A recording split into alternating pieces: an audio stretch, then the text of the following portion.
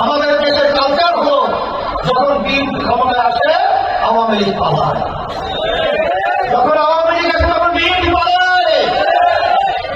English আমাদেরকে এমন শিক্ষা দেয়, আপনি ইতিহাস পড়লে দেখবেন যখন এই দেশের স্বাধীনতা যুদ্ধের সময় আমাদের বাড়িতে আমাদের মাদ্রাসায় হিন্দুরা পর্যন্ত ওখানে তাদের জানের মালের নিরাপত্তার জন্য ওখানে তারা এসে বসবাস করেছিল।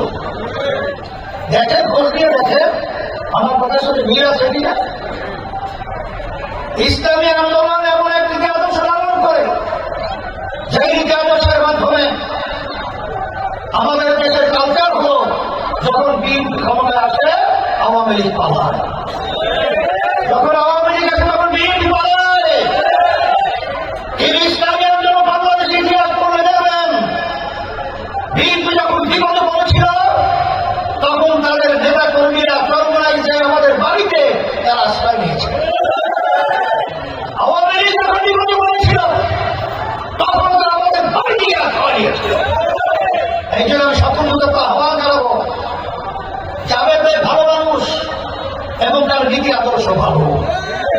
যদি আজকে আমরা জয় করতে পারি, এই অল্প কয়েক দিনের কিছু গরম টাকার নাউজুবিল্লাহ মাফ করুন, এর বিনিময়ে যদি আমাদের নীতি আদর্শকে আমরা হারিয়ে ফেলি, তাহলে আমাদের আল্লাহ যে সময় থাকে 5 বছর আমাদেরকে পস্তাতে হবে। যেরকম 54 বছর আমরা পস্তাইছি, এরকম আরো ভবিষ্যতে পস্তাবে। এই জন্য আমি সকল কথা আহ্বান জানাচ্ছি যে আমরা এই হাত পাকে শান্তির প্রতীক আমার জাবেদ ভাই হাতে উঠিয়ে দিয়ে আপনাদের কাছে আমি আমানত হিসাবে রেখে গেলাম।